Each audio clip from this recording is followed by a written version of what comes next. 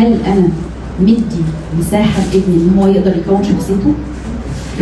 كلنا يعني نتدبر كده السؤال، هل انا مدي لابني مساحه في البيت هو يقدر يكون شخصيته، ليه شخصيه، ولا يبقى انا شخص مسيطر ومهيمن مش مدي مساحه لابني بحجه ان انا بخاف عليه، ان انا اعرف اكتر منه، ان انا عارف الصح من الغلط، ان انا فبالتالي عشان بنقول الغايه تبرر الوسيله دست على شخصيه ابني عشان اوصل بيه ان هو يبقى الطفل المثالي من وجهه نظري. فشخصيته اتطمست ما بين اطفال مش عارفه هي مين، هي بقت عامله شبه الريبورت كده بينفذ اوامر وبس، مطلوب منك تنجح، ايوه انجح عشان ايه؟ ولو كبر شويه وبدات تتناقشوا ايوه بابا انا هنجح عشان ايه؟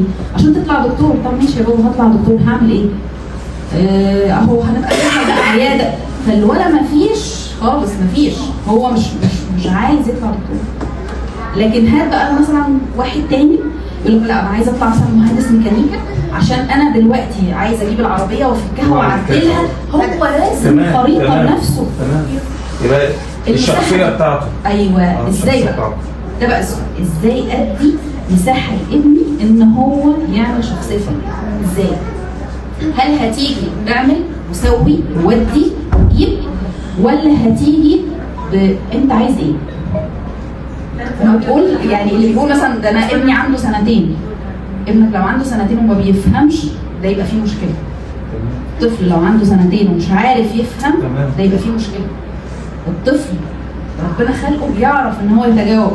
اول حاجه بلغه جسديه، بلغه العينين بنعرف طفل سليم او لا من ان هو صغير عينيه متابعاني ولا مش متابعاني. فما نلصقش تهم كده باطفالنا ان هم ما بيفهموش ما بيعرفوش يودوا نفسهم في داهيه مش عارفه ايه مش عارفه ايه. كل دي حاجات انا بجيبها من عندي عشان بس افضل مسيطر وافضل مهيمن بحجه ان انا خايف عليه. نقيس كده في اليوم، انا مش مسموح لي غير ان انا انقذ ابني او بنتي 3 مرات بس. 3 مرات في اليوم بس. دواء صبح ودور. ليه؟ اولا تخيلي انا طول النهار بتعامل معاكي انت وحشه، انت مش فاهمه، انت ما عنديش تسمعيني اصلا. لكن انا لو كأم الزمت نفسي بان انا مش هنقد الا في 3 حاجات هبقى تكر قوي وانا بطلع النقد. ليه؟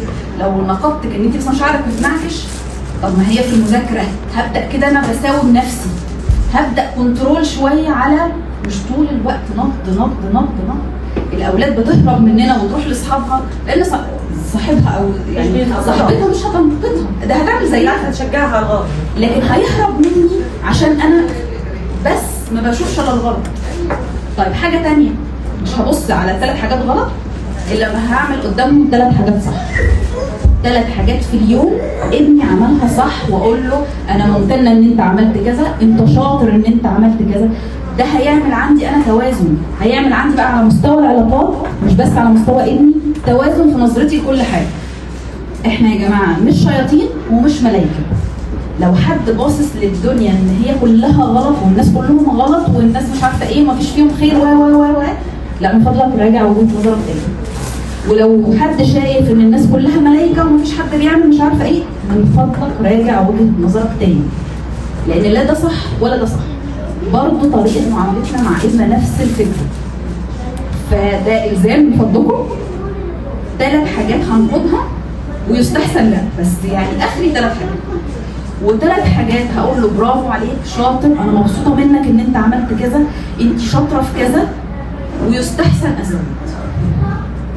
هتفضلي بس هتفرق جدا فينا لان هسمعك بس.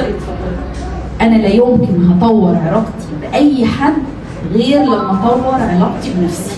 استحاله.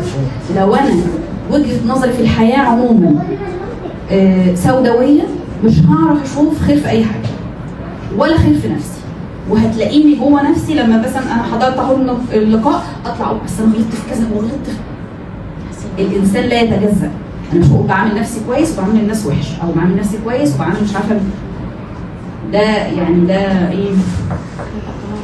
خدعه الناس بتقولها لنفسها ان اصل انا طيب وانا بعمل الناس كويس، بتيجي على نفسك، هتيجي على ابنك. لو انت مش حقانيه مع نفسك وحقانيه مع ابنك مش هتعرفي تبقي حقانيه مع حد تاني.